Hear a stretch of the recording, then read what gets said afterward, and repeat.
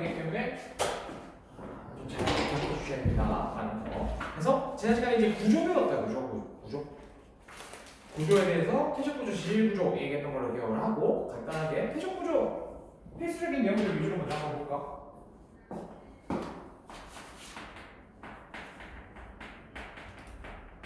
자, 퇴적 구조 같은 경우 종류가 총 4가지가 있었습니다. 뭐 있었지? 침리는 이제 가장 기본적으로 퇴적함에서 형성될 수 있는 형태라고 보시면 될 것 같고, 그래서 우리가 그것보다 조금 더 다양하게 나타날 수 있는 걸 얘기하자면 점유침리부터 한번 얘기해 봅시다. 그래서 점유침리 또 사침리 또 여는 그 다음에 권열까지 얘기를 하시면 되겠다, 그죠?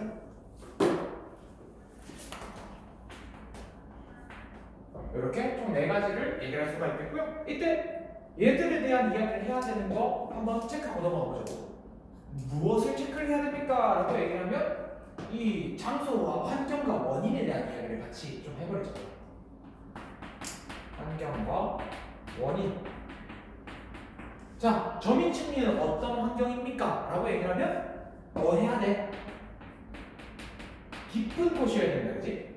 그리고 물속일 거 아니야? 물속이다 보니까 물의 흐름이 빨라야 돼요? 느려야 돼요? 빨라야 돼요. 빠른 물속이 필요합니다.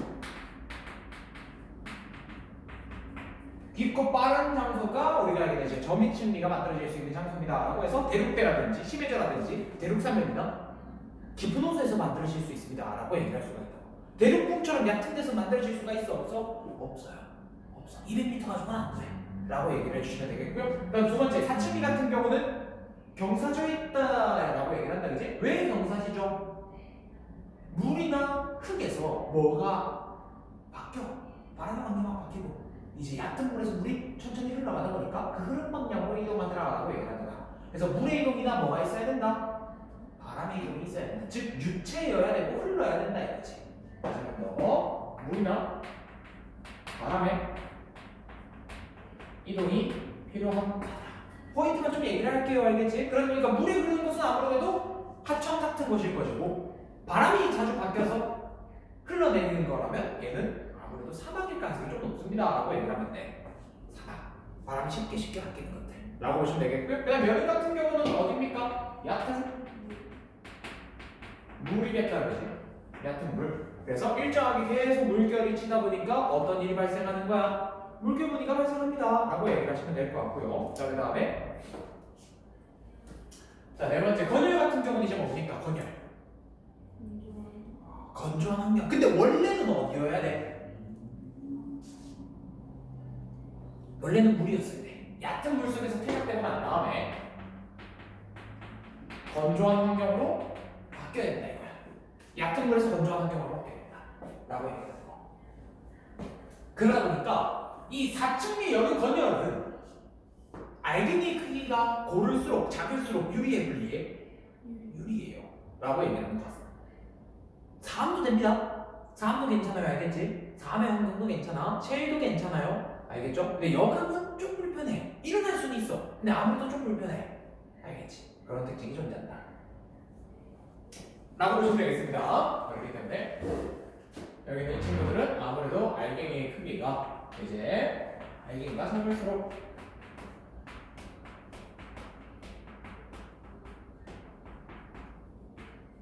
잘 나타납니다. 아무래도 이제 특히나 연은나 건열 같은 경우는 조금 더 심하죠. 4층에는 좀 덜할 수 있어. 그래도 좀 제도 작은 게 좋아. 라고 얘기를 해주시면 좋을 것 같고요. 자, 환경 원인 얘기를 했습니다. 구조 같은 경우에 여러분들이 그림을 보면 쉽게 알 수 있기 때문에 텍스트로 우리가 정리할 수 있는 거 위주로 좀 얘기를 하자면, 우리가 알기는 이제 수평에 가까운 경계면을 우리가 앞으로 측리면이라고 얘기를 할 거예요. 측리면. 그리고 반측면 또는 지층 반면이라고 얘기를 해서, 지층 반면은 수직면으로 잘라낸 면을 일반적으로 얘기합니다. 수직 반면이라고 얘기를 할 거란 말이야. 그런데 문제는 뭐냐면, 이 측리면으로 점인측리를 보게 되면 이 퇴적 구조가 점인측리인지 아닌지 알 수 있을까 없을까? 몰라요. 왜? 쌤 표면을 보면 굉장히 건강해 보이죠? 안에는 썩어 문드러졌을 수도 있어. 이렇게 불쌍하긴 한데 그럴 수도 있다고. 알 수가 없다고. 아니. 왜? 쟤는 겉을 본 거지 전체를 본 게 아니란 말이야. 그러다 보니까 해석이 가능하다 불가능하다? 불가능하다. 여기 있는 4층리도 층리면을 통해서 보면은 어떻게 돼? 그냥 바코드 모양이 줄무늬라니까 알 수 있다 없다? 없다야. 불가능하다야. 그래서 특이한 게 이거지. 층리라는 이름을 가지고 있으면 층리로 확인이 가능해 불가능해? 층리면으로 안 돼. 왜? 층리의 이름들은 아래서부터 위로 쌓인 애야. 그 중에 한 면을 본다고 해서 전체를 알 수 있다 없다? 없다라고. 라고 얘기를 하시면 돼요. 알겠지? 그래서 우리가 항상 여학생들 학교 갈 때 아침에 뭐만 감아요? 앞머리만 감잖아. 왜? 얘만 감아도 티가 안 나거든. 층리 면이라고 볼 수 있겠다, 그치? 자, 그 다음에 여민감리 같은 경우 어떻게 됩니까? 다 가능하죠. 방금 얘기했던 이 두 가지를 제외하면 다 가능하다라고 보시면 됩니다. 그리고 이제 지난번에 아마 문제 간단하게 풀었을지 모르겠는데 역전에 대한 이야기 쌤이 혹시 했니? 역전. 그래서 여기 있는 지층단면은 역전 여부에 대한 이야기도 다룰 수가 있다. 왜? 지층단면이라는 말 자체가 뭘 확인하겠다는 거야? 위아래의 관계를 확인할 수 있다는 얘기야. 어디가 위고 어디가 아래인지가 구분이 가능하다고. 그러다 보니까 지층단면을 역전력으로 확인할 수 있는 것과 똑같죠? 라고 얘기를 하시면 됩니다. 그래서 뒤집어진 경우 여러분들 확인을 해주셔야 됩니다. 즉 이거야. 아무리 봐도 알갱이 큰 게 위에 있고 알갱이 작은 게 아래에 있어. 그럼 이거 무조건 뭐라고 봐야 돼? 역전으로 보는 거야. 다시 한 번 더. 알갱이가 큰 게 위에 있고 작은 게 아래에 있으면 역전이라고 보죠. 단 조심해야 되는 건 대륙붕은 다른 개념이다. 그치? 대륙붕. 쌤이 혹시 대륙붕 얘기해줬니? 대륙붕. 물이 있어. 물 있어. A가, B가, C가 중에 누가 알갱이가 커요? 얘는 A지. 왜? 얘는 물의 흐름이 빨라 느려? 느려. 우리가 일반적으로 얘기하는 이제 저 심해로 내려가는 여기는 여기서 F가 크잖아. 그러다 보니까 M이 큰 것과 M이 작은 것에 따라서 움직임이 크고 작은 것. 얘는 질량이 크다 보니까 변화가 생겨 안 생겨? 안 생겨. 변화가 X야. 변화가 X라는 얘기는 중력 그대로 간다는 얘기야. 얘는 근데 변화가 생긴단 말이야. 그러면 중력만큼 충분한 크기가 크기 때문에 뜬다는 얘기야. 그 얘는 빨리 가라앉을 때 얘는 천천히 가라앉는다. 질량이 큰 애가 빨리 가라앉고 언제? 깊을 때, 유속이 빠를 때. 근데 얘는 유속이 느리다 보니까 F 자체가 약해. 중력도 별로 없어. 왜? 안 깊거든. 그러다 보니까 무거운 애를 멀리 보낼 수가 있어? 없어? 없다. 요거 빼고는 우리가 얘기하는 이제 원래 알갱이가 큰 애는 아래쪽에 있어야 돼요. 아래쪽에 있어야 되는데 만약에 뒤집어졌다? 역전력에 대한 해석도 가능하기 때문에 다 똑같이 가능하다라고 얘기를 해주도록 하자고요. 요 내용 다음에 우리가 이제 배워야 되는 내용들이 연결해서 있습니다. 그래서 그 내용으로 한번 넘어가 볼까요? 쌤이 혹시 지난주에 그 퇴적 지형 얘기했니? 빙하 같은 거. 쌤 개념 노트 책으로 같이 봤던 거 기억나요? 빙하 선상지 얘기했던 거 기억납니까? 폭포 얘기했던 거. 그치? 막 어디 놀러 갈래 하면서 얘기했었잖아. 그치? 자, 그 내용 마저 한번 볼까요? 그 내용. 자, 그래서 우리가 얘기하는 이제 퇴적 지형이라고 얘기를 하면 육상 vs 그 다음에 연안 그 다음에 해양환경. 육상은 주로 퇴적 때 침식이 일어나. 침식이 주로 일어난다, 그지? 하지만 저지대 같은 경우나 아니면 물 아래쪽 같은 경우는 충분히 퇴적이 될 수 있다, 그지? 그러다 보니까 깊은 호수 같은 경우 저미층리가 만들어지기도 하고, 얕은 지형 같은 경우는 연흔이나 혹은 말랐을 때 건멸까지 가기도 하고, 이런 것들 다양하게 얘기를 할 수가 있겠다, 그지? 그래서 여기서 일어날 수 있는 여러 가지 이제 그 퇴적 지형과 나타날 수 있는 퇴적 구조들이 있겠다, 그지? 이런 것들을 여러분들이 세트로 묶어서 외워주시는 게 필요하다. 그래서 요거는 이 틀에 대한 개념만 일단 좀 알아두자. 만약에 여러분들이 지금 문제를 풀더라도 모르겠으면 보고 푸세요. 괜찮아요. 보고 풀되. 우리가 육상, 연안, 해양 같은 경우는 지형과 그 다음에 구조가 세트로 묶여야 우리가 머릿속에서 정리가 될 수 있구나를 알고 계셔야 돼. 얘가 이제 머릿속에 있어야 돼요. 라는 거 참고를 해주시면 되겠고요. 그리고 이제 나왔던 게 우리 대한민국에서 그러면 이런 퇴적 지역이 나타나고 퇴적 구조가 나타나는 곳이 어디냐? 라고 하면 막 덩명리 해안, 그 다음에 태백시 구문소 이런 것들 얘기를 해주시되 얘는 조금 더 추후에 한번 외웁시다. 추후에 쌤이 나중에 3월달에 되면 요거 빈칸 만들어가지고 여러분들 막 드릴 거란 말이야. 외우죠. 그때 외워가지고 4월달에 이제 문제 풀면서 내가 덜 외운 것도 체크하고 넘어가면 아마 여러분들이 문제에 공부하는데 크게 지장이 없을 거예요. 사실 요거 같은 경우는 얼마나 이제 정확하게 외웠느냐, 내가 이런 공부에 얼마나 에너지를 쏟을 수 있느냐 싸움으로 넘어간다라고 생각하시면 될 것 같다. 알겠지? 이렇게 보시면 될 것 같고요. 자, 그래서 지난번에 이제 문제 풀어주세요라고 얘기를 했었다, 그죠? 혹시 뒤쪽에 문제 좀 다 풀어보셨습니까? 어때? 49쪽까지 풀었던 문제 중에 혹시 질문 있습니까?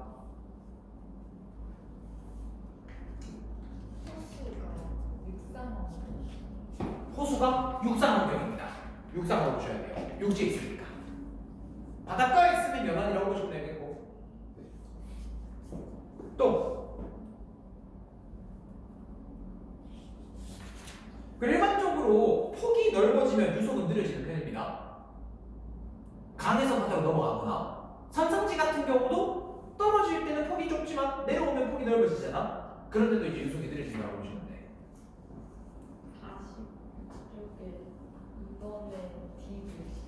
46쪽에 이번에 디귿 한번 볼까요? 다는 주로 물속에서 일어난다. 솔직히 말씀드리면요, 퇴적하면 주로 물속에서 일어나는 게 맞습니다. 이게 가든 나든 가든 다 물속에서 일어나는 경우가 대다수예요. 왜 그럴까? 물속이 보통 지대가 높은 곳에 생겨, 낮은데 많이 생겨. 낮은데 많이 생기잖아. 그러다 보니까 환경 자체도 퇴적되기가 좋은 환경인 게 물 밑으로 내려오고 나면 다른 데로 날아갈 일이 있습니까? 없습니까? 잘 없어. 그래서 퇴적되기가 되네요. 하나 더 얘기를 해드릴까? 물 때문에 압력을 더 받기도 해요. 갇혀있는 것도 갇혀있지만 물 때문에 압력을 받게 돼요. 그렇기 때문에 닫혀지는 것도 조금 더 유리합니다. 그리고 침전되기도 조금 더 유리합니다.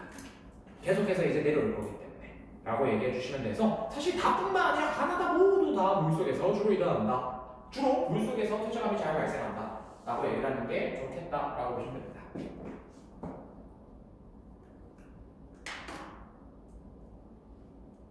또 혹시 다른 거 있을까요? 없어요? 괜찮니? 자, 그러면 쌤이랑 어차피 이따가 문제를 몇 개 좀 같이 보긴 할 건데 오늘 내용으로 이제 좀 넘어가겠습니다. 그래서 쌤이랑 지난 시간에 이제 수폭 단층까지 얘기했었죠. 좋아요. 왜 우리가 퇴적 구조부터 지금 지질 구조까지 넘어와서 얘기를 하냐면 어차피 뒤에서 다 묶여. 다 묶여. 뭐 시험 범위야 애매하게 지질 구조 전까지 또는 지질 구조까지 들어가는 경우가 많겠지만 그래도 결국에는 뒤에서 나올 때 지상 나올 때 결국 다 묶여. 그래서 보통은 쌤이 얘기했다시피 1학기 기말고사 때도 이 앞에 퇴적 구조가 중복 시험 범위가 되는 경우가 굉장히 많아라고 보시면 될 것 같고요. 자, 그래서 이번에는 지질 구조입니다. 지질 구조. 지난 시간에 얘기했던 내용 중에 하나가 뭐냐면 지질 구조가 일반적으로 공간적 규모가 더 크다. 우리가 얘기한 퇴적 구조보다 공간적 규모가 좀 더 크다라고 말씀드렸고요. 그 중에 첫 번째가 누구냐라고 하면 습곡입니다. 습곡. 자, 습곡 같은 경우는 이제 첫 번째 왜 일어납니까? 라고 얘기를 하면 원인이 되면 힘이 있겠다는지. 습곡은 뭐가 원인이죠 하면 힘이죠. 힘. 행압력. 바로 정답으로 넘어갈까? 행압력이죠. 행압력에 의해서 힘을 받다 보니까 어떻게 되는 거야? 팍! 힘 받고 얘가 압력에 의해서 뭐 한다? 휘어진다. 땅이 휘어졌습니다. 라고 얘기를 할 거예요. 그래서 구조 같은 경우는 배사와 향사를 가지고 있는 구조이다. 라고 얘기를 하시면 될 것 같고요. 얘가 배사겠고요. 얘가 향사입니다. 종류 같은 경우는 뭐 있습니까? 정습곡이 있겠다. 그래서 정습곡. 기울어지면 경사. 이건 습곡면이 이제 기울어졌다라고 얘기를 했을 때 습곡축이 휘어지는 것과는 크게 상관이 없이 이제 기울어지는 걸 얘기하는 겁니다. 물론 기울어지긴 하겠지만. 자, 그 다음에 아예 누워버렸어요. 뭐라고 하죠? 행화 습곡입니다. 라고 보시면 돼요. 만약에 선생님 우리 교과서나 선생님 우리 학교쌤이 다룰 때 생각가 없던데요? 버리시면 됩니다. 안 나오는 경우가 있기 때문에 참고만 해주시면 될 것 같아요. 자, 이렇게 보시면 될 것 같고요. 자, 그 다음에 하나 더. 주로 어떤 환경에서 잘 일어나죠? 그렇지, 지하 깊은 곳. 왜? 물어봤을 거야. 뜨거워야 휘어져요? 차가워야 휘어져요? 뜨거워야 휘어지고, 차가우면 어떻게 돼요? 깨진다 라고 얘기를 해드렸어요. 부서진다 라고 얘기를 해드렸습니다. 그래서 여러분들이 무언가를 깨뜨릴 때는 차게에서 깨뜨리고, 그지? 이제 막 우리가 철사 같은 거 휘기할 때는 물론 얇은 철사에 우리가 힘으로 휘기하겠지만 안 되면 마음처럼 두들겨야 될 거 아니야. 지금 그때 뭐 한다? 열을 가한다 라고 얘기하는 거. 왜? 아니면 쉽게 깨지거든 라고 얘기를 하시면 돼. 그렇기 때문에 지하 깊은 곳이 뭐다? 고온 고압이다 하기 때문에 그런 환경 때문에 습곡이 일어나기가 좀 더 유리하다라고 보시면 됩니다. 자, 그리고 두 번째 단층에 대한 얘기를 한번 해볼까요? 단층 같은 경우는 힘을 얘기하는 데 있어서 힘이 다 나오죠. 뭐자? 우리가 얘는 장력, 횡압력, 그 다음에 어긋나게 힘을 줄 수도 있겠다, 그지? 어긋나게 주는 경우까지 얘기를 하는 것 같으면 우리 변환단층에 얘기하고 싶다 이 얘기를 하고 보시면 될 것 같고요. 자, 그 다음에 구조 같은 경우는 기본적으로 어떤 구조를 가지고 있습니까? 라고 얘기를 하면 땅이 찢어졌을 때 대각선으로 찢어지게 되면 뭐가 생긴다? 상반과 하반이 생깁니다 라고 얘기를 해야 된다고. 이때 누가 상반이야? 경계에서 기울기 위에 있는 친구가 상반입니다 라고 얘기를 해야 되기 때문에 왼쪽이 상반, 오른쪽이 하반스라고 보시면 될 것 같고요. 상반과 하반 사이에서 나타나는 이 정단층은 상반이 올라가 내려가, 상반이 내려가, 장력으로 잡아당기니까 내려가야 된다 이거야. 다시 한 번 더, 얘가 정단층이고 그 다음에 역단층이고 그 다음에 중향 이동 단층이 생깁니다 라고 얘기하면 되겠다, 그치? 장력과 횡압력과 어긋난 힘에서 나타나는 지역이다 라고 보시면 될 것 같고요. 환경 같은 경우는 주로 지하 깊은 곳이야, 얕은 곳이야? 지표 부근에 얕은 곳이다 라고 얘기하겠다, 그치? 라고 보시면 될 것 같고요. 하나만 더 할까? 실제로 발생하는 장소 예시 한번 얘기해 볼까요? 습곡이 나타나는 곳은 어디다? 판의 경계로 치일 것 같으면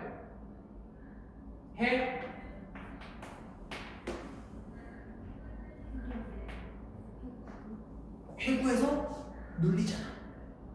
해력은 밀어내니까 장력이고, 횡압력은 해구잖아요, 그렇지? 그렇기 때문에 해구에서 일어날 수가 있겠고요. 장력 같은 경우는 어딥니까?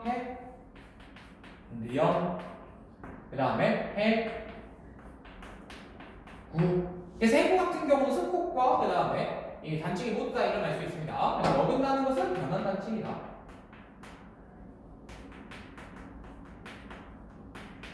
라고 얘기를 하는 거죠. 그러다 보니까 이제 아무래도 단층 같은 경우는 모든 곳에서 다 일어날 수 있다 이거야. 모든 곳에서 라고 보시면 될 것 같고요. 그리고 이제 요 내용을 기반으로 얘기를 하는 게 우리가 얘기는 이제 습곡과 단층에서의 이야기가 앞으로 이제 지지구조에서는 계속 잘 나온다 라고 얘기를 하고 있는 부분입니다. 이렇게 하면 기본적으로 얘기할 수 있는 지질구조에서 중요한 두 가지 습곡과 단층에 대한 이야기 복수로 한번 마무리해봤고요. 다음으로 한번 가볼까요? 그리고 이런 습곡과 단층 같은 경우는 어쨌든 땅에다가 이제 변화를 일으키다 보니까 실제로 변성함이 일어나는 경우도 좀 많습니다. 변성함이. 그래서 여기서 이제 변성함에 대한 이야기 간단하게 나와 있을 건데 읽어보시기만 해도 충분할 거고. 자, 이번에는 50페이지에 있는 2번 관입과 포획으로 넘어가 봅시다. 여러분들 관입이 뭐죠? 관입. 얘는 왜 생겨요? 라고 하면 마그마가 상승하죠. 압력 감소한다 이거지. 올라온다 이거죠. 얕은 데로 올라오겠다 라고 얘기를 하는 거야. 그러다 보니까 구조가 어떻게 됩니까? 라고 얘기를 하면 기존의 지층에서 마그마가 이렇게 싹 뚫고 올라오는 형태가 됩니다. 마그마. 이렇게 체크 표시되어 있는 경우도 있겠고, 그 다음에 플러스 표시되어 있는 거나 X 표시가 되어 있는 것도 좀 더 마그마라고 보시면 되기 때문에 얘들 마그마라고 보시면 될 것 같고요. 뭔가 반복적인 일정한 기호가 반복되고 있다라고 하면 아무래도 이제 이 화성암일 가능성이 굉장히 높습니다 라고 보시면 됩니다.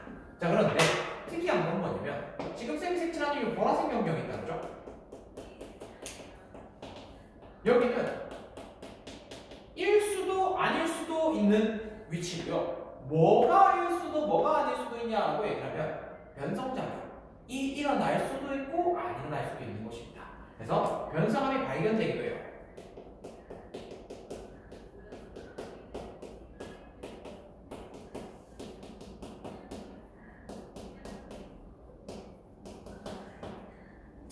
자, 변성함이 발견되기도 한다라는 거 참고해 주시면 되겠고요.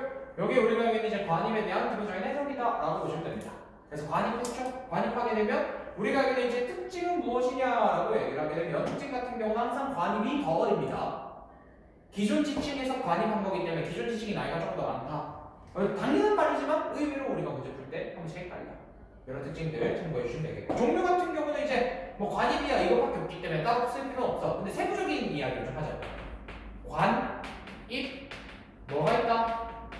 암, 상이라는 게 있습니다. 관입암상은 누구냐라고 얘기하면 이 노란색이 관입암상이에요. 측리면 사이에 끼어 들어간 친구를 우리가 관입암상이라고 얘기를 할 겁니다. 수평 방향에 어떤 침입이 발생하게 되면 관입암상입니다라고 하시면 될 것 같고, 그 다음에 여기서 만약에 수직 방향으로 뻗은 나뭇가지 같은 가지가 났습니다라고 하면 이걸 뭐라고 하자? 암맥이에요. 암맥. 그렇기 때문에 일반적으로 관입암상에서 수직 방향으로 뻗은 요 가지 형태의 맥을 우리가 암맥이다라고 얘기를 하시면 될 것 같습니다. 그래서 관입암상과 암맥 같은 경우는 완벽한 반심성암이죠. 완벽한 반심성암. 근데 여기는 이제 이 관입암 같은 경우는 상대적으로 심성암에 조금 더 가까울 수도 있고 반심성암일 수도 있다는 점 참고를 해주시면 좋을 것 같고요. 이게 우리가 이제 관입에 대한 해석이죠. 관입에 대한 해석이라고 보시면 될 것 같고요. 환경 같은 경우는 따로 얘기하지 않겠습니다. 특별한 게 없기 때문에 마그마가 생겨날 수 있는 장소는 얼마든지 다 가능하다라고 생각합니다. 해령일 수도 있고 해구일 수도 있고 혹은 우리가 얘기하는 이제 열전일 수도 있고 핫스팟일 수도 있습니다. 라고 볼 거기 때문에 이거 따로 얘기하진 않을게요. 장소 같은 경우는 관입이기 때문에 당연히 마그마 생성 장소라고 얘기를 하면 되겠다, 그치? 그래서 얘도 딱히 장소에 대한 해석은 크게 하지 않습니다. 너무 당연한 얘기, 마그마가 생성된 곳일 거기 때문에. 그런데 얘는 뭐가 일어날 수 있느냐? 포획이라는 개념이 일어나는 거예요. 포획. 포획은 굳이 따지면 관입에 포함되는 개념입니다. 관입에 포함되어 있어요. 관입 없이는 우리가 포획이 일어날 수가 없다. 왜? 관입은요, 관입함 마그마에 의해 기존 암석이, 기반암이라고 할 수 있는 기존 암석이 녹아 안 녹으면 되는 포획감이야. 다시 한 번 더. 관입암 마그마에 의해 기존 암석이 뭐 하지 않아요? 뭐 하지 않아? 용해되잖아. 그러면 화성암 안에 관입한 화성암 사이에 남아있을까 안 남아있을까? 남아있는 거야.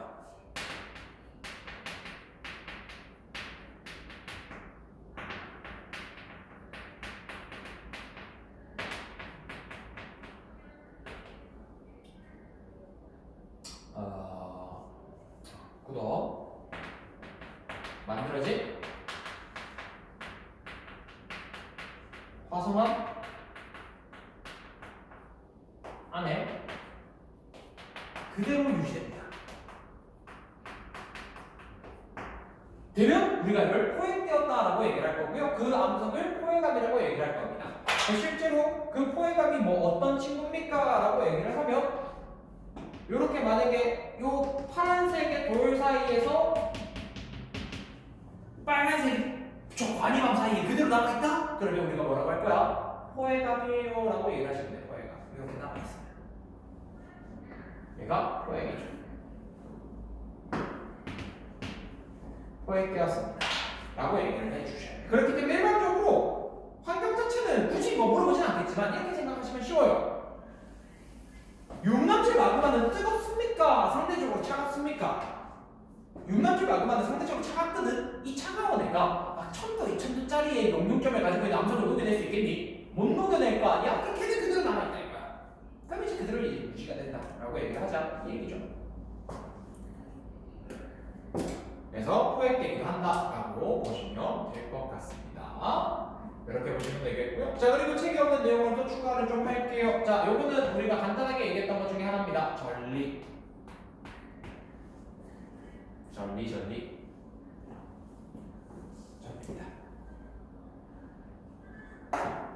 자, 우리가 얘기하는 전리는 무엇일까요? 무엇을 전리라고 할까요? 전리란 이 화성암이 깨지는 걸 얘기해요. 다시 한번 더 화성암이 깨지는 거.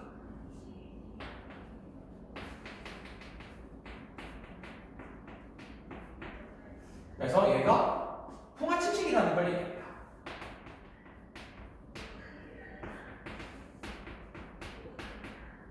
근데 얘는 종류가 두 가지이기 때문에 구조가 다르거든요. 그래서 하나가 뭐부터 할까? 현무암에서 잘 발생하는 누구? 주상절리죠. 주상절리. 그다음 하나 더 판상절리겠죠.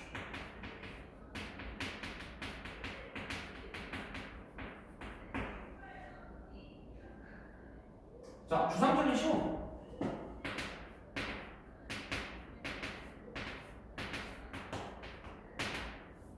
뭘 얘기하자. 이런 오각기둥이나 육각기둥이 만들어지면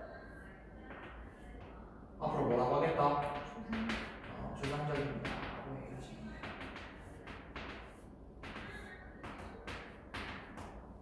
이런 질문들이 요 사이사이 이렇게 뛰어듭니다. 근데 틈을 가지고 있다 이거야. 이 오각기둥이 완벽하게 붙어있는 게 아니라 틈을 가지고 있어요. 주상절리는. 이렇게 틈새가 막 생깁니다. 왜 생겼을까? 원인은 빠른 냉각이야.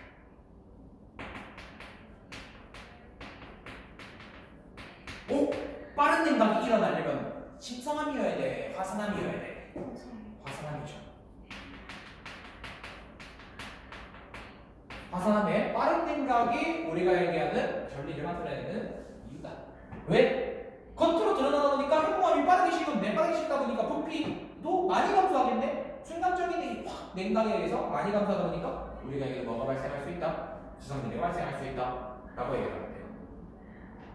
그런데 판상절리는 무엇이냐라고 얘기를 하면 비유를 좀 할게요. 완벽하게 1대1로 대칭이 되지는 않겠지만 풍선을 준비를 했습니다. 풍선을 동그란 풍선 모양의 상자에다가 집어넣을 거예요. 잘 보였다 그지? 예, 점선이 상자라고 칩시다. 상자. 자, 여기에서 바람을 더 불어요. 그래서 풍선이 상자에 가득 찬 상태야. 근데 거기서 만약에 상자가 뚜껑을 열 수 있어서 이 뚜껑을 열 건데 뚜껑이 열게 되면 풍선이 어떻게 될까? 위로 뿅 하고 튀어나옵니다. 그 바람을 더 집어넣게 되면 어떻게 돼요? 더 튀어나오겠죠. 그게 심하면 깨지기, 터지겠다는 거지. 이게 암속도 그래. 암속도. 심성암이 지표에 노출되면요 오랜 시간이 지났다는 얘기예요. 심성암이 지표에서 노출되었습니다 라고 얘기한 순간 이 지표 같은 경우는 무엇을 얘기하느냐? 자, 요건 그림은 따로 안 그리셔도 되는데 만약에 여기는 빨간색이 우리가 얘기하는 화성암이었다. 우리가 얘기하는 심성암, 화강암입니다 라고 한번 해보자. 그런데 땅이 깎여서 나중에 이렇게 살짝 드러나기 시작했대. 누가? 심성암에 화강암이 드러나기 시작했대. 근데 그러다 보니까 그 전에 이 점선의 땅이 있었을 때 분명히 압력이 요 초록색 부분에도 당연히 있었을 것이고 나머지 영역에서도 압력이 골고루 분산되었을 거란 말이야. 그때는 괜찮은데 이 점선이 갑자기 땅이 없어졌더니 어떻게 돼? 이 빨간색 부분이 그냥 내부 압력만 받는 것이 되더라 이거야. 그러면 딴 데는 다 눌러주는데 위쪽으로 눌러주는 게 아니다, 그치? 그러면 아까 얘기했던 것처럼 풍선이 위쪽으로 솟구치는 것처럼 딱 이 돌도 위쪽에 껍질이 한둘씩 벗겨집니다. 한둘씩. 박피된다고 얘기를 할 거예요. 박피. 알겠지? 박피되는 것처럼 이렇게 하나씩 껍질까지 이렇게 깨질 겁니다. 이렇게 껍질이 벗겨질 거예요. 라고 얘기를 한다는 얘기야. 그렇게 되기 때문에 요 벗겨지는 게 요 벗겨진 만큼 여기 이제 까이는 거죠. 이렇게 계속 조금씩 까이겠다, 그지? 약한 껍질까지 까질 거란 말이야. 요걸 우리가 앞으로 뭐라고 하자? 한상전리라고 얘기합시다.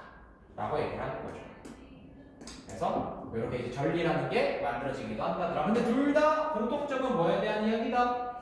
화성암에 대한 이야기인데 이게 이제 빠른 냉각에 의해서 처음부터 만들어지자마자 바로 이제 냉각되느냐, 빠르게 냉각되느냐, 혹은 이미 충분히 오래 식어가지고 단단해져 있는 상태인데 압력 감소에 의해서 발생하는 특징이냐. 이렇게 얘기를 해주시면 되겠습니다. 이것도 이제 따로 교재에 없기 때문에 이런 내용들 참고해 주시면 되겠고요. 학생 노트에는 다 적혀 있습니다. 노트에는. 알겠지? 일부러 그냥 교재 같은 경우는 내용을 좀 많이 비워놨어요. 중간중간에 쌤이랑 같이 보려고. 알겠죠? 노트 같은 경우는 하나둘씩 최대한 정리할 것들 텍스트 없이 그냥 쫙, 텍스트는 최대한 간단하게 포인트로 이제 적어놨을 거기 때문에 나중에 암기하실 때 들고 다니면서 보시면 좋을 것 같아요. 자, 그리고 오늘의 이제 하이라이트죠. 오늘의 하이라이트.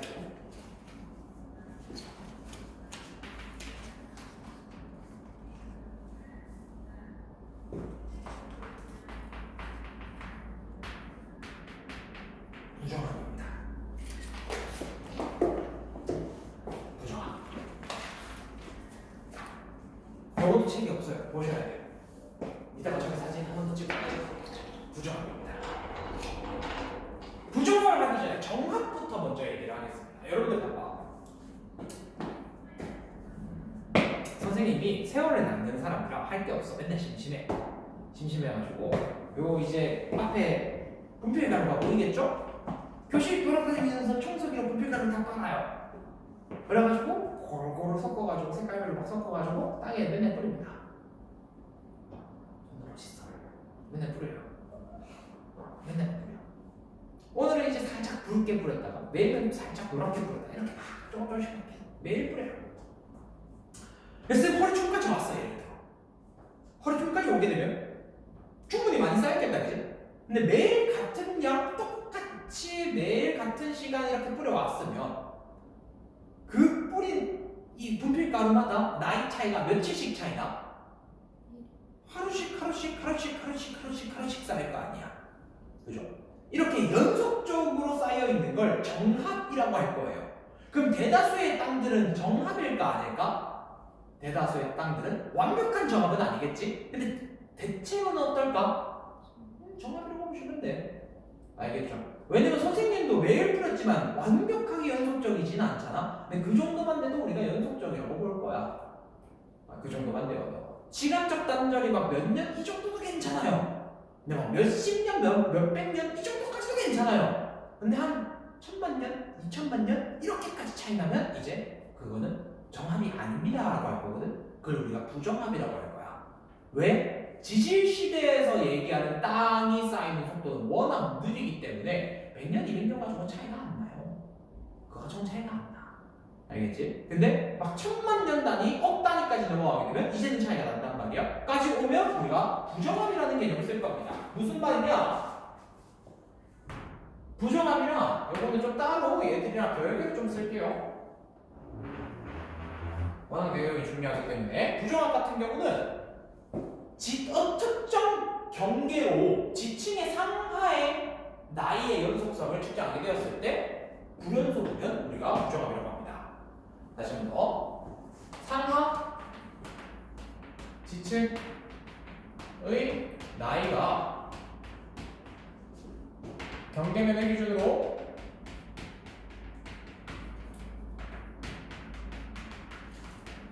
불연속적일 때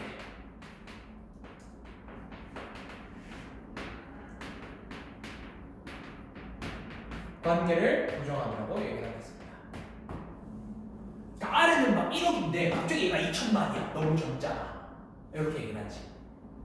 뭐 예를 들어 2억 1억 5천 그다음 1억 5천 이러면 연속적이라고 보면 되거든. 근데 2억 1억 5천 갑자기 5천은 중간에 뭐가 빠졌어? 1억이 빠졌죠. 그치? 요렇게 이제 빠진 경우에 뭐라고 합시다? 부정합니다 라고 얘기를 하시면 돼요.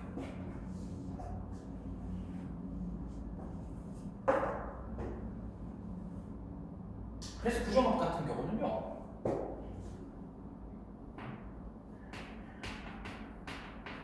발생 과정이 이렇습니다.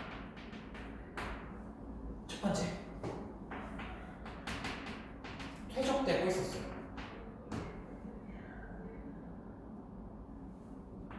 두 번째,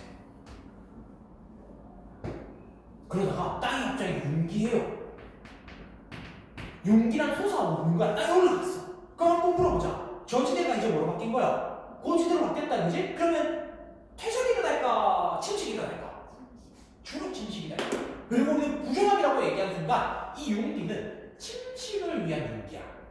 그래서 세 번째, 뭐가 일어나자? 침식이 일어나자. 네 번째, 침식이 일어나고 나면, 다시 한번 더, 침식이 일어나고 나면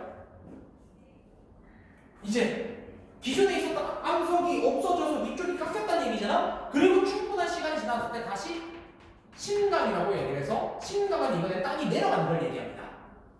그럼 다시 저지대가 된다는 얘기겠죠? 저지대가 되니까 뭐가 일어나요? 다시 저지대 왔으면 높은 곳이야 낮은 곳이야? 낮은 곳이니까 침식이 일어나겠어? 퇴적이 일어나겠어? 퇴적이 일어난다. 그런데 문제가 무엇이냐? 이 당시, 퇴적되는 당시와 두 번째 새롭게 다시 퇴적되는 당시에는 시간적 단절이 존재할까 안 할까? 시간적 차이가 있을까 없을까? 있다는 얘기야. 단절이 있다는 얘기야. 그러면 우리가 이걸 구조로 해보자. 구조로 보여줄 것 같으면 쉽습니다. 퇴적 전에 이 퇴적이 이제 왔대요. 근데 얘가 갑자기 융기했대요. 융기. 그러고 난 다음에 얘가 깎였대요. 깎여. 하나만 더 그릴까? 이렇게 두 개 층까지만 그릴까? 근데 얘가 침식해서 이제 한 층만 남았대요. 근데 다시 얘가 내려왔답니다. 그러고 난 다음에 뭐 하는 거야? 이 위에 새로운 층이 발생했어요. 누가? 이렇게 파란색 층이 쌓였대요. 그럼 뭐야? 원래는 A와 B가 있었다, 그지? 근데 이 A와 B가 융기했다가 이제 A가 남았다, 그죠? 했더니 시간이 지나서 이제 A 위에 누가 쌓인 거야? C가 쌓였어요. 그럼 A와 C 사이에 나이 차이는 당연히 존재한다, 이 얘기지. 이때 이 주황색 면을, 이 주황색 경계를 앞으로 부정한 면이라고 합니다.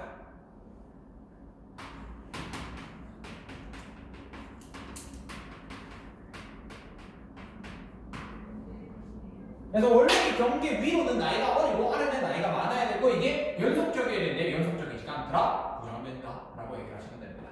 간단하죠 생각보다? 근데 문제는 뭐냐면 이걸 가지고 문제를 풀 때 장난치는 굉장히 다양한 정보들이 존재하더라 이거야. 굉장히 다양한. 예를 들자면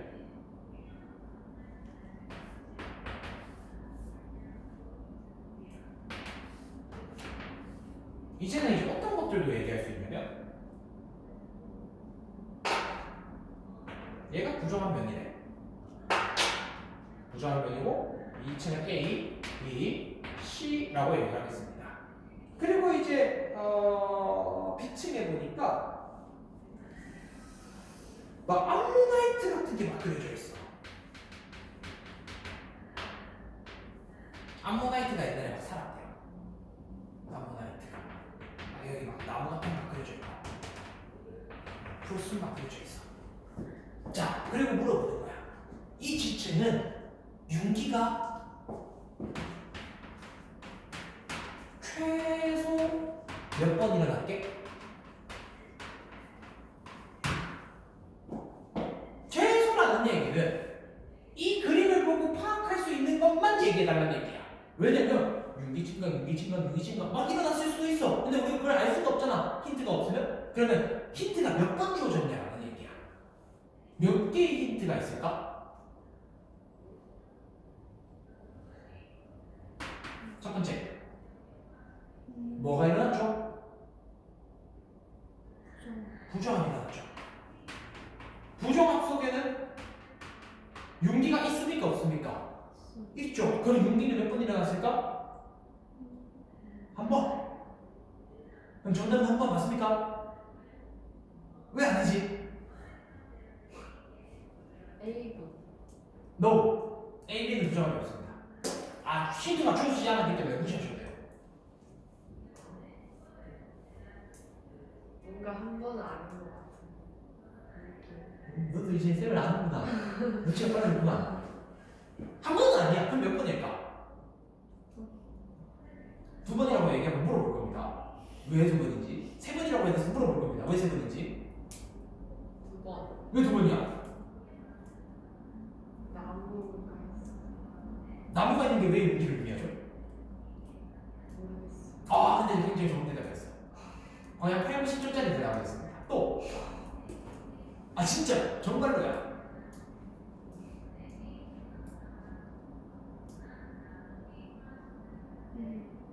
화석이.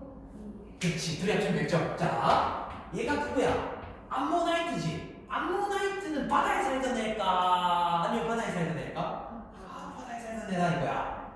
근데 바다에 살던 애니까 얘는 원래 바다에 있었다 그지? 그리고 여기 부정한 면이 있다는 얘기는 바다에 살다가 용기했다가 다시 침가에 있을 거 아니야? 그럼 다시 바다겠지? 근데 지금 뭐가 있어? 육지에 살고 있는 나무가 그려져 있지. 그럼 뭐 했단 얘기야? 한 번 더 있었다. 최소 몇 번? 두 번. 뭐로 파악해라? 화석과 마지막에 나무를 가지고 본다는 거야. 그래서 사실 나무를 보는 게 정확했어요. 화석을 보는 것도 정확했어요. 괜히 그린 게 아니에요.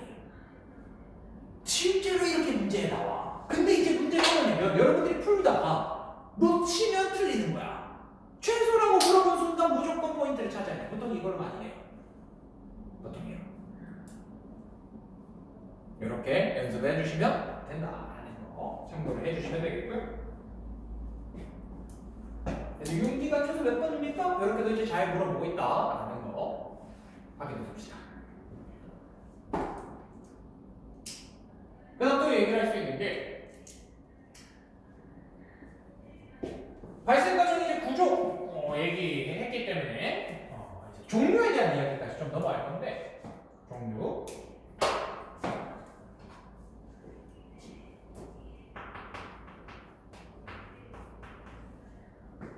요 내용은 좀 지울게요. 이제 이거보다. 아니 얘만 지울 거야. 얘만. 뭔가 고장 문제 같아요.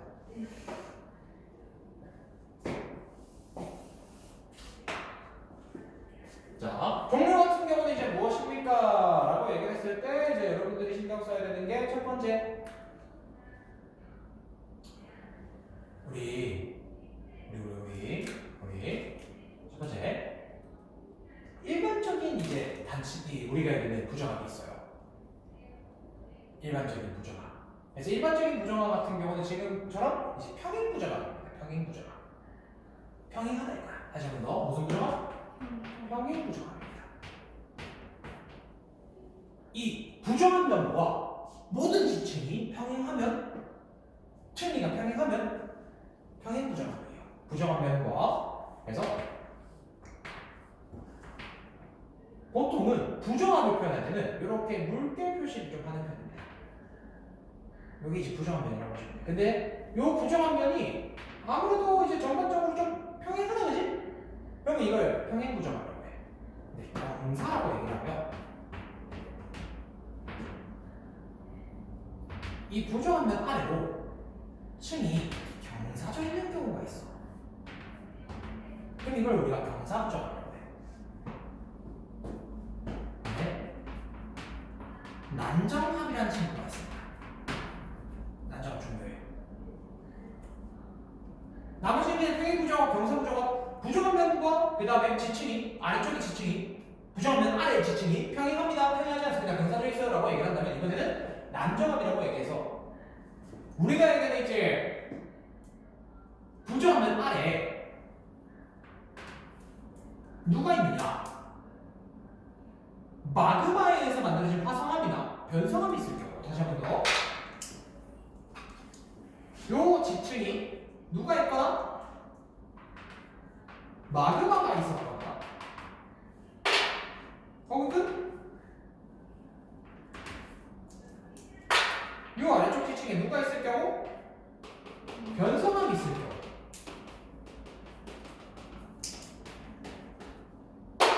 자, 부정하면 아래 화성암이나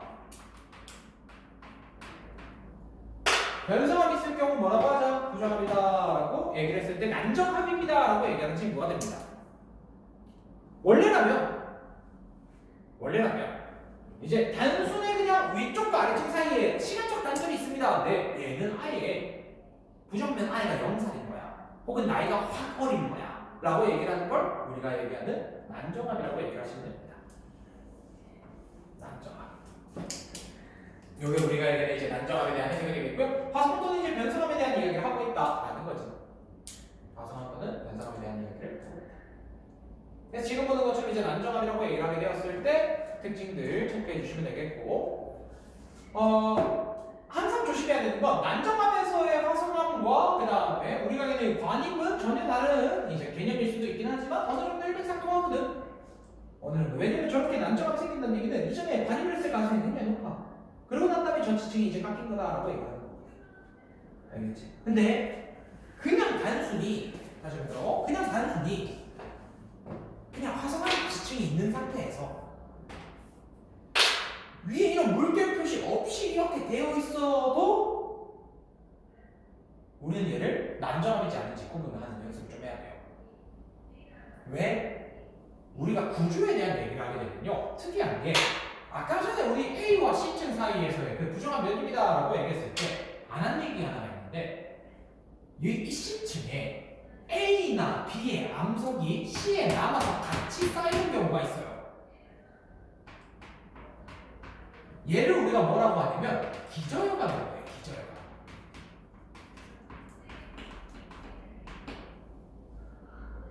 다시 한 번 더. 기저효과라고 합니다.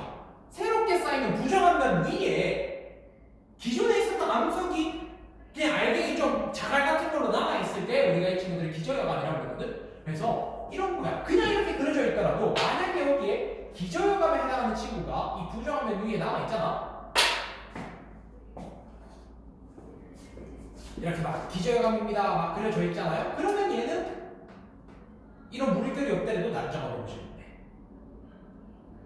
화성암과 위쪽에 있는 경계 사이에서 다시 한번 더, 화성암과 위쪽에 있는 지층 사이의 경계에 기저효감이 물결 표시 없이 깔려있더라도 우리는 난정합으로 보시면 된다. 그래서 사실 여기 다 난정합 나올 수가 있어. 없을 수도 있지만 있을 수도 있어. 없어도 되고 있어도 돼. 기저효감은 필수가 아니야. 다시 한번 더, 기저효감은 필수 조건은 아닙니다.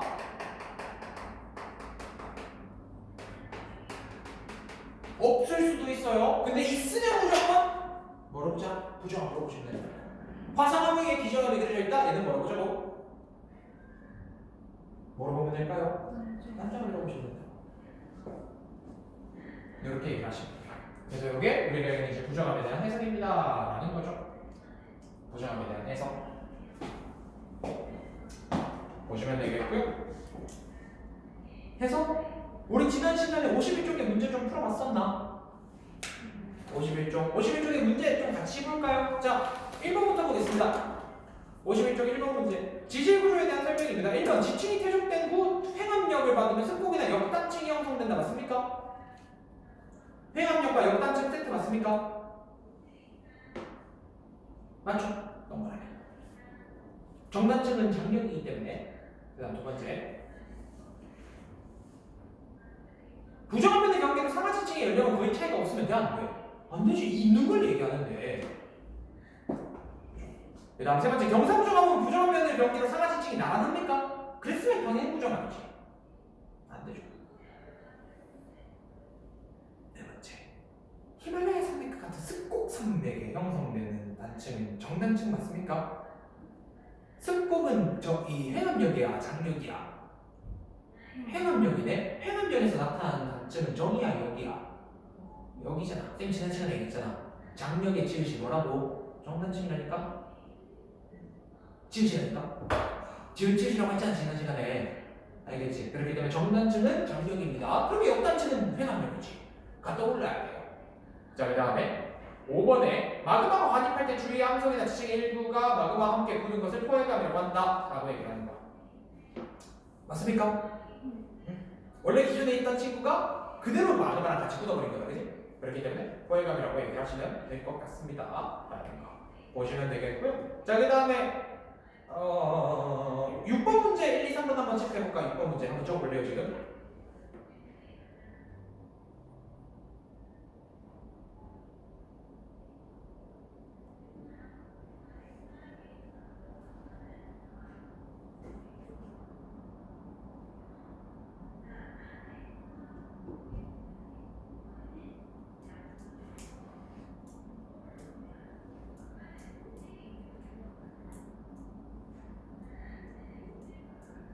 자, 1번 같은 경우 저는 뭡니까? 어긋났기 때문에 단층이라고 보면 되겠다, 그치? 그 다음에 인접한 두 지층 사이에 불연속적인 관계가 생기는 것? 부정함. 그 다음에 그렇기 때문에 바로 보시면 되겠고요. 그리고 다 그려보시면 해수면 아래에 쌓이고 있는 구조이던지, 그래서 얘는 아직 윤기가 없기 때문에 바다가 그려져 있는 거예요. 나무 그린 거랑 쌤이 아까 그린 거랑 다른 겁니다. 아직 윤기가 없이 일어나고 있는 거고요. 하나 더 얘기하지만 다는 평행입니까? 경사입니까? 경사라고 보시면 되겠습니다. 라고 얘기를 하는 거 참고해 주시고요. 자, 그 다음에 넘어가서 다음 페이지 넘어가시면 6번 문제거든요. 6번 문제 한번 보겠습니다. 6번 문제. 그림 강화하다는 우리나라의 서로 다른 지역에서 볼 수 있는 전리입니다. 라고 얘기를 하는데, 자, 전리라고 얘기하는 순간 사실 두 가지. 주상전이와 환난전이가 나타나야 돼, 머릿속에. 근데 하나 얘기해줄게. 가까워도 나가워도 가가 어디다 그지? 자, 주상전리는 현무암에서 일어나. 어둡게서 밝겠어? 또 그러면 가는 그냥 자연스럽게 주상전리 모양 안 봐도 뭐예요? 주상전리예요. 색깔만 봐도 주상전리야. 나는 보니까 어때? 가에 비해서 훨씬 밝죠? 그지? 그리고 뭔가 이제 이 막 층과 층을 이루고 있는 돌을 지금 사진 찍어 놓은 것 같은데 흑백이라서 구분이 잘 안 간단 말이야. 근데 아마 쌤이 아까 그렸던 요런 이제 껍데기가 빠지는 형태를 그려놨을 거예요. 라고 얘기를 하시면 됩니다. 그렇기 때문에 판상전리라고 보시면 되겠다, 그치? 그럼 기억! 가는 주상전리고 나는 판상전리다. 맞습니까? 즉, 나는 지표 부근 A 용암이 식으면서 수축하는 과정에서 형성되었다. 맞습니까? 지표 부근의 용암이면 뭡니까? 화산암이잖아. 화산암이면 누구야? 가지가 화산암? 그 다음에 현무암? 색깔이 어둡다? 판상, 이제 주상전리. 여기 이제 세트야, 세트. 같이 가는 거야. 근데 나를 얘기했으니까 틀렸죠? 지금 암석이 생성된 깊이는 가보다 나가 얕다. 맞습니까? 나가 얕아요? 판상전리가 얕아요? 심성암이 만들어질 때가 얕습니까? 틀렸지? X입니다. 요게 떠오르셔야 된다. 라는 거 생각해 주시면 될 것 같고요. 그 다음에 8번 문제 풀어보겠습니다. 8번.